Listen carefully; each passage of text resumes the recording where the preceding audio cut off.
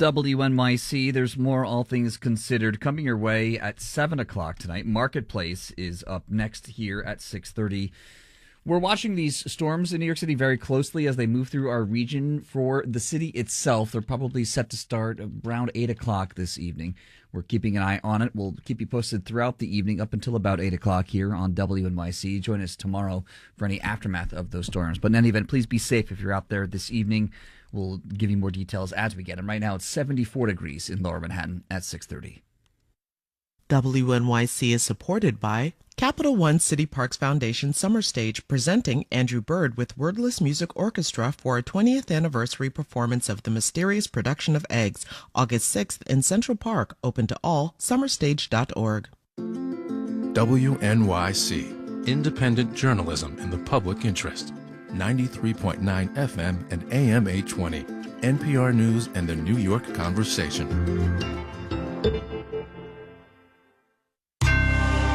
Marketplace is supported by Viking, exploring the world in comfort. With a fleet of small ships, Viking offers travel experiences for the thinking person. Discover more at Viking.com. On the program today, a little of this, a little of that, some data, some AI, and the Fed. From American Public Media, this is Marketplace. Marketplace is supported by Odoo.com, offering integrated programs for sales, customer relationship management, inventory, and other business operations, designed to work together as a customizable software suite. Odoo, all your business on one platform.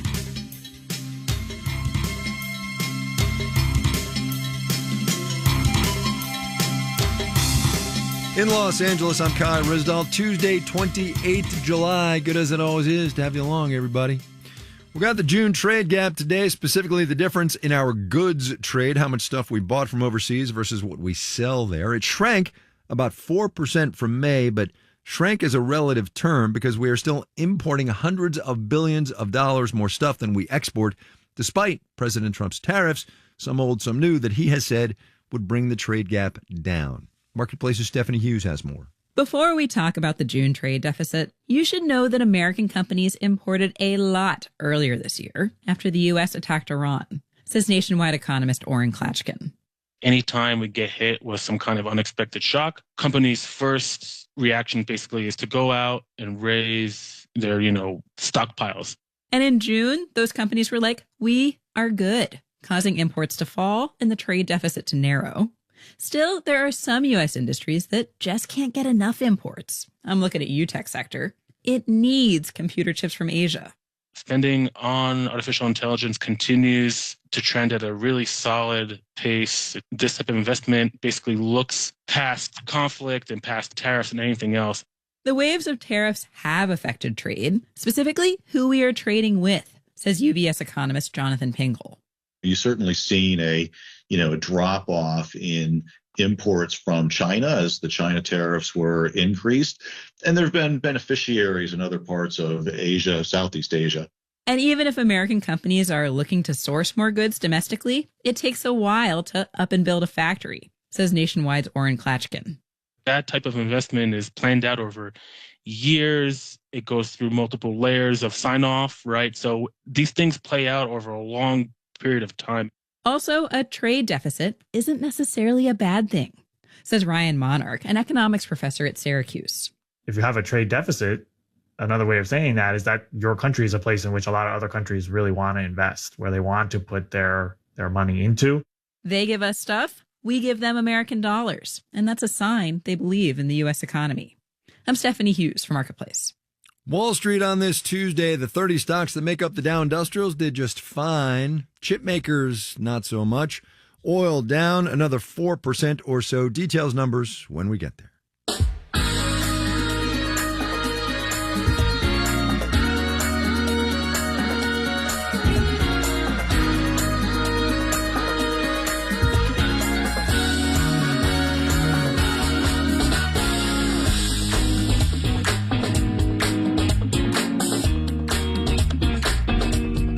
Tomorrow about this time, we'll have a better sense of what Kevin Warsh and the gang at the Fed are thinking about this economy and how they would like to handle it. As we sit here today, though, while Warsh is not exactly an enigma, he's also not exactly the most talkative chairman the Fed's ever had. So we're going to do a little preview of what might be coming tomorrow and what it might mean. And we're going to do that with Claudia Sahm. She's the chief economist at New Century Advisors. Also, once upon a time, she spent more than a decade working at the central bank. Claudia, welcome to the program. Good to have you on. Great to be here today. Seems to me that the first thing we ought to talk about, obviously, when talking about the Fed, is inflation these days. What do we know about how Chairman Warsh measures and thinks about inflation? We know that Chair Warsh thinks inflation is too high. We don't know as much about exactly how he measures it or exactly what he thinks behind it, but he has been unequivocal that inflation is too high and that he will get it down. Yeah, but he's got this thing he likes to talk about, this trimmed mean, which we've gone over on this program in the past, which is different than actual, PCE, Personal Consumption Expenditures Index, as we've talked about a zillion times on this program. But it does sort of narrow the range of, number one, prices, and number two, outcomes that the chairman's looking at. When Chair Warsh has talked about inflation, and particularly this discussion of the trimmed mean or trimmed averages, it really fits in a discussion of where is inflation headed. And sometimes to get a better picture of where inflation is headed, you might want to take out some of the outliers, right? And the trim mean or core inflation, taking out food and energy, that can take out some outliers. That does not mean that is the target. Like what the Fed is really trying to do is get overall inflation down. Everything counts. Kevin Warsh mentioned the trimmed averages in his confirmation hearing, but then in his congressional testimony in recent weeks, he said, well, I don't mean the Dallas Fed PC trimmed mean. I don't have a preferred measure. So we're kind of back to the drawing board on exactly what Kevin Warsh is looking at when he talks about inflation. So what does that make you think? You've studied the Fed for a long time. You've worked at the Fed. You are a trained observer here. What is that? What do you take from that? It makes me uncomfortable. There's a catchphrase about the Fed that they're data driven. And I think that really is important. You need to have the yardstick that measures success, and you need to really follow the data. And so the fact that I don't have a good sense of how Kevin Warsh thinks about the data, what he's looking at, it's a little unsettling. And it may just be he doesn't want to share it because he doesn't want to bias. All of us should just look at one measure and not look at all the measures. But it's an uneasy feeling. And if nothing else, it's an unfamiliar feeling. I'm used to listening to Fed chairs talk a lot about the data in great detail. And that's not his approach. What do you make of the reaction that people are having to the chairman's decision not to do the whole forward guidance thing, right? There's been some commentary out there about, it's going to increase volatility. There's been others saying, this is fine. We can deal with this. We'll just react to what the data says. What do you make of it? It is a change. We have a leadership change at the Fed. It's important to understand the new leader. I think it gets a little blown out of proportion, right? We don't at this moment, we don't need the Fed holding markets' hands. Unfortunately, Kevin Warsh has seemed to lump that takeaway forward guidance into taking away the reaction function. What is really helpful is to know what are the contingency plans? What would it take for the Fed to raise rates? What data are you looking at? How are you evaluating? What's your time scale? It has still come out from the Fed. We're getting in some of the committee documents like the minutes, but it sure would be nice to hear the Fed chair say it. But I don't think we'll hear that from him. That is not a path he wants to go down right now. Yeah, no. I will say you sound pretty calm. You're vigilant, but you sound like you're okay with what's happening. By and large, we're in a pretty good place. I'm trying to keep things in perspective, pay attention to the changes happening at the Fed. I'm skeptical about a lot of the changes. I'm watching very closely, but no one should pretend the Fed was perfect before Kevin Warsh came in. So I'm trying to keep a balanced view of all this and very thankful that we're not in a crisis situation in the economy. It's great to have these kind of more intellectual debates about how the Fed does its work as opposed to some big problem that we're trying to get through. Claudia Sahm, longtime Fed watcher, also used to be a longtime Fed employee, now chief economist at New Century Advisors. Claudia, thanks very much for your time. I appreciate it. Thank you.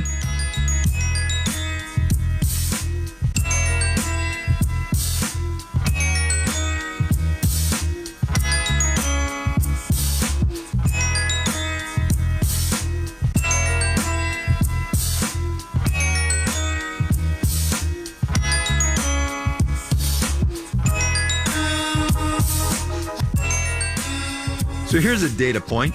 More than 1 out of every 5 companies in this economy use artificial intelligence in their daily operations. Goldman Sachs did the analysis. The federal government provided the raw data. The theory, of course, and in some cases the reality, is that AI brings with it the promise of higher productivity and higher profits. But even as AI becomes increasingly capable, it's also a reality that AI is fundamentally unpredictable, which in turn creates liabilities for those companies that are using it. And that, ladies and gentlemen, is a business opportunity. Deloitte figures globally, AI insurance is going to be a $5 billion business by 2032. Marketplace's Megan McCarty-Carino has that one. At Corgi Cafe in San Francisco's financial district, you unfortunately won't find any corgi dogs. That violates the health code, apparently. But you will find plenty of startup founders, like Eamon Halou, who's been working from the cafe with his laptop and a couple buddies. We have like 5 to 6 businesses, all very successful. He won't go into much detail about what they all do exactly. Someone might steal his ideas. But there's a ski app, sports betting analysis, Reddit marketing, all powered by AI. So it's like you do a lot of work in the beginning, and then you can kind of step away while it's making revenue. Corgi has built its business to serve this new generation of AI native entrepreneurs, says CEO Nico Lacqua.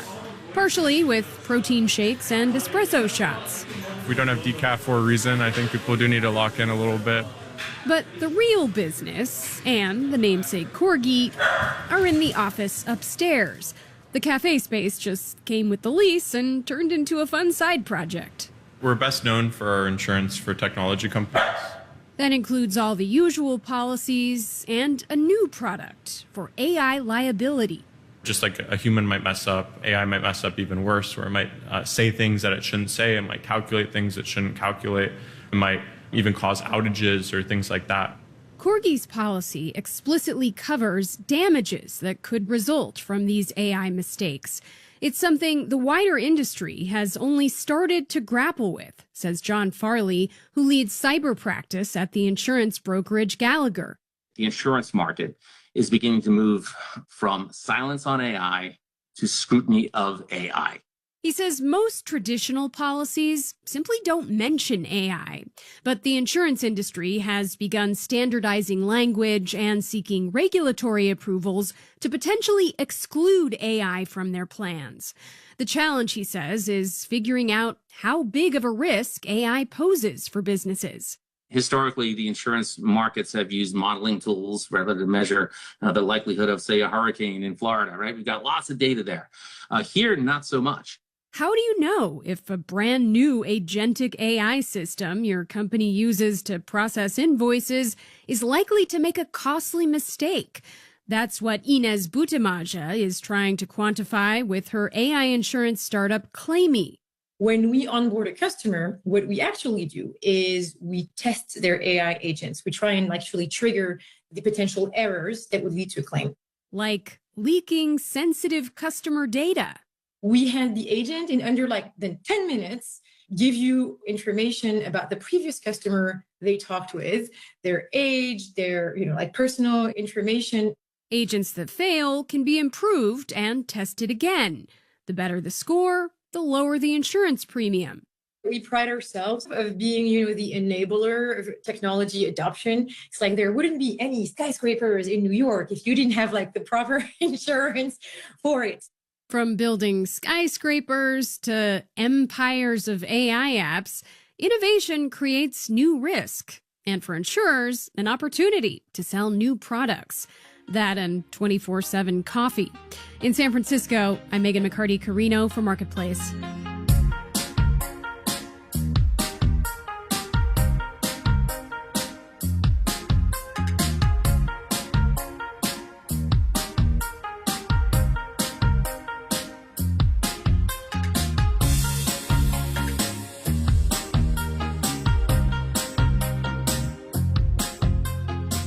UPS reported quarterly profits this morning. Better than analysts had been guessing is the TLDR. UPS managed to do it even while it continues to wind down what had been a big part of its business, delivering packages for Amazon.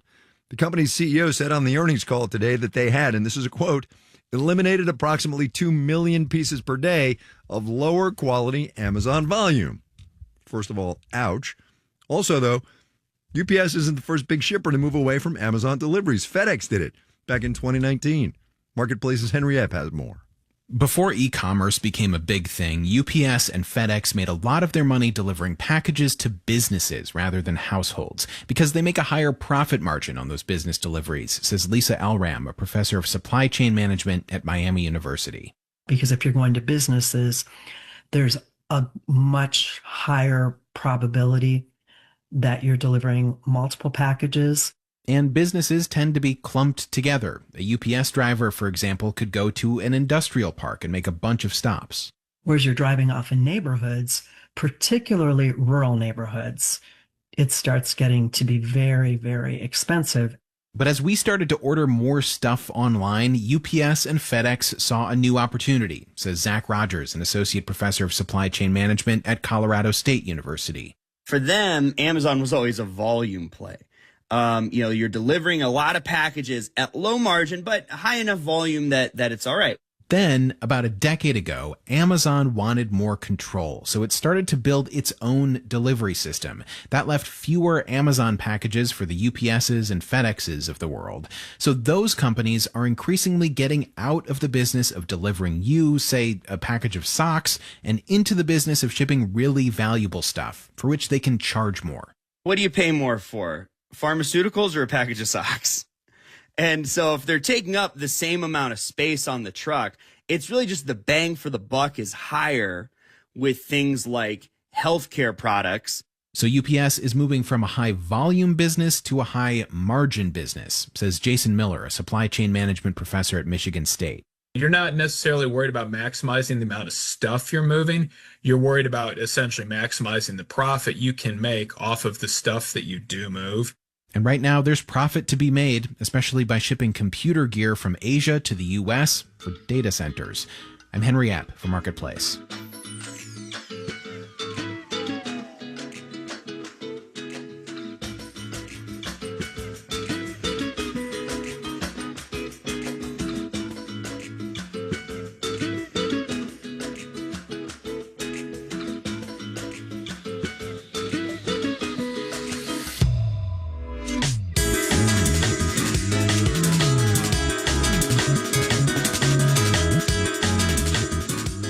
Coming up. It's just expensive to go out to dinner, Kai. Oh, don't I know it. First, though, let's do the numbers. Dow Industrials up 537 points today, 1%, finished at 52,747. And remember, though, that's 30 stocks, people. NASDAQ down 55 points, about 0.2%, 24,876. S&P 500 crept up 15 points, about 0.2%, 74 and 28. United Parcel Service, Henry Epp was just talking about this, down 6.5%. FedEx picked up about 0.6%. Bond prices went up. The yield on the 10-year T-note down 4.60% on the 10-year.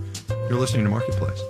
The Numbers is supported by Odoo.com, your entire business on one platform. Marketplace is supported by Solidigm, offering solid-state storage solutions optimized for AI with higher capacities, greater speed, and energy efficiency. Solidigm, AI data infrastructure built on a solid foundation. Learn more at storageforai.com.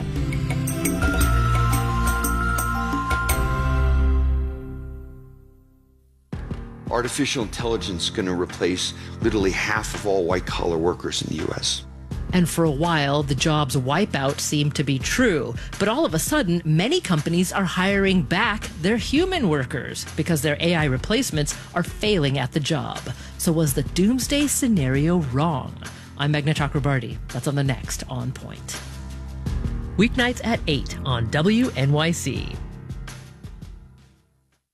WNYC supporters include Hudson River Park, presenting Broadway by the Boardwalk. J. Harrison G. performs live on August 3rd at 6:30 p.m. at Clinton Cove at West 55th Street. Open to all. More at hudsonriverpark.org. You're listening to Marketplace on WNYC. Coming your way in the 7 o'clock hour of All Things Considered, Senator Rand Paul has released a tranche of Dr. Anthony Fauci's diary entries from the COVID-19 pandemic. We'll hear what's in them and more at 7 o'clock. Stay tuned. This is Marketplace. I'm Kai Risdall. President Trump was in Michigan this week, stumping for Republicans and talking up his second-term economic policies, which, he said, have brought manufacturing jobs back to that state, still, as you know, a hub of the American auto industry. Those policies, of course, have included, at times, steep tariffs on Canada and Mexico, both of which are critical links in Detroit's supply chain. The claim from the White House is that tariffs and the rest of the Trump trade agenda are going to drive a reshoring boom in manufacturing and in factory jobs. Marketplace's Mitchell Hartman has more now on how that's working out. Since President Trump started his second term in January 2025, the economy has lost 75,000 manufacturing jobs, according to the Bureau of Labor Statistics, a 0.6% decline. Manufacturing has not revived to a significant degree. It's a trend that started in the 80s, says Mark Zandi at Moody's Analytics. The job losses continue. Tariffs and other policies that have been put in place have not reversed that. But tariffs may still be helping U.S. manufacturers, says economist Laura Veldkamp at Columbia Business School. It made it more profitable for American manufacturers to set up and produce here. That's because tariffs on imports diminish the competitive advantage of using lower-cost labor in places like Mexico or Malaysia. So we're making more in the U.S. now. Manufacturing output's gone up 1.1% over the last year. But we're doing more with fewer people, as Mark Zandi explains. Manufacturing activity is very mechanized, automated. So even if you see a pickup in output, and we've seen that particularly in the tech sector and the defense, aerospace industries, it doesn't translate into jobs because, these factories just don't employ a lot of people. Now, the story's a little different in the crucial U.S. auto industry, where employment's down more than 2.5% since January 2025. One big problem, says Ned Hill at the Ohio State University's Manufacturing Institute, demand for new vehicles has been weak because many consumers can't afford them. The average price has been bouncing just under $50,000. You have to be solidly above the middle of the income distribution to buy an average car. Looking forward, though, says David Whiston at Morningstar, some of these jobs may come back. There are some automakers looking to onshore production to the United States, and that can create jobs for auto suppliers. He points to recent plans announced by GM in Kansas and Tennessee and Toyota in Texas. I'm Mitchell Hartman for Marketplace.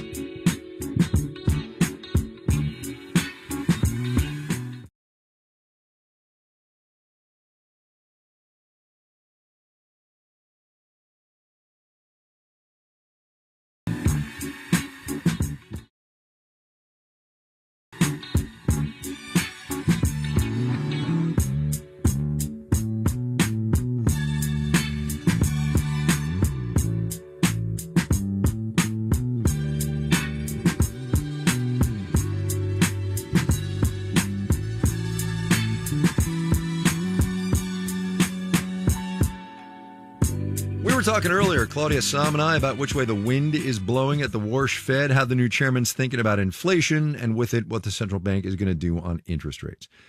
And while we're all going to feel whatever changes they make or don't make in one way or another, if you're a would-be home buyer, I'm going to bet you'd be very interested in what happens tomorrow. So we've called Vivian Geller. She's the chief financial officer at Pacific Trust Group. That's a mortgage lender here in Los Angeles. Vivian, welcome back to the program. Thank you, Kai. It's always nice to be back. I'm going to throw a number at you here. I want you to give me your reaction. 6.58%. That's what Freddie Mac says the 30-year fixed average rate is. Discuss, please. Well, Kai, we were expecting it to go down, as I had said last year. And of course, this war happened and energy prices skyrocketed across Europe, of course, and a lot of parts of the world. And so here we are with 6.5% rates. And here we are with you being in the real estate business. Well, I mean, what's that doing to you? It cannot be good, right? Well, it's certainly not helping, although we are still seeing, the stock market's doing well. So we're seeing, a lot of cash buyers in high-end markets and the second home market, people that have been on the sidelines, they realize that this is probably going to be a while. So they're just jumping off the sidelines and starting to look around a little bit. There's been more inventory this year than there has been in a while. What I hear you saying is people just got tired of waiting, right? Yeah, for the most part. There's certainly no anticipation for rates to go down. We know the Federal Reserve is meeting today and tomorrow. Mm-hmm. I think there's a 62% chance that rates will remain, a small chance that they might go up, but they're not going to come down. Did you used to have to pay this much attention to the Fed? Sorry, this is just a little sidebar. No, absolutely. Yeah, you're absolutely right. No, we didn't, especially, prior to 5-6 years ago, certainly prior to COVID. We weren't like sitting here waiting in anticipation to see what's going on. Right. So crystal ball this for me. If rates stay where they are, and maybe even go up a little bit, game out the next 6 to 8 months in the housing market. And you're in LA and so we've got our own issues here, but speak broadly for me if you can. Well, I mean, nationally, it's at least status quo, maybe a little dip in the market. I don't think we're going to see a crash. Los Angeles, we have this huge problem with inventory. Yeah. So we're always going to see the market move here on good houses, well-priced houses. And there's still a question mark, too, about what's going to happen with this war and how that's going to affect, our long-term economy. Yeah, for sure. Let me ask you something about a topic that we've covered a couple of times in the last couple of weeks. And again, as broadly as you can speak, this idea of starter homes, we want people to get into the housing market. It's a great way to build wealth, all of those sorts of things. But the starter home does seem to be becoming a very scarce bird. Yeah, well, inflation has impacted us nationally significantly, and we haven't seen wages go up to any significant extent. So, how can you buy a starter home when you're just not making enough money? And I mean, it's a really, really scary predicament for a lot of first-time buyers. It's just expensive to go out to dinner, Kai. Yes, let alone buy a house or renovate a house or, have your plumbing fixed if something goes wrong with, your toilet or whatnot. It's really, really, really expensive to own a house right now. When you are talking to buyers or would-be buyers, what are those conversations like? Well, I try to be realistic with people and not play games. So we know interest rates are not going to go down anytime soon. So if they've got a decent income and they've got some money set aside, now is a decent time because they're not competing against a million other buyers to buy a house. So if they can afford to buy a house at 6.5% and ride it out maybe 2 years until they can refinance, then they're going to be in a good place. But, if you're really rate sensitive, my suggestion would be to just, sit it out for right now. Vivian Geller at Pacific Trust. Vivian, thanks a bunch. Thank you, Kai.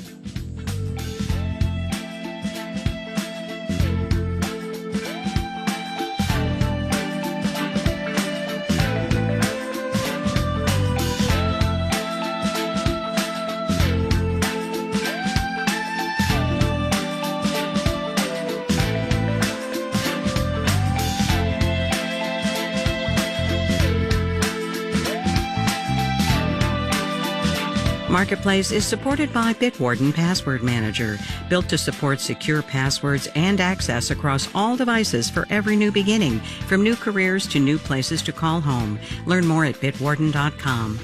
This final note on the way out today, which honestly makes you wonder what we are even doing. Saw this in Fortune. Bear with me. I'm going to rattle off some numbers. Total movie box office for North America last year, almost $9 billion. Recorded music revenue, a record $11.5 billion. Live music, another $18.5 billion. Book publishing, $14.5 billion. Museums, $16.5 billion. Add it all up, all in, it's about $70 billion. Total sports betting in the United States last year, $166 billion American dollars. Jordan Manges, Anil Maharaj, Janet Wynn, Olga Oxman, and Virginia K. Smith are the digital team. I'm Kai Risdall. We will see you tomorrow, everybody.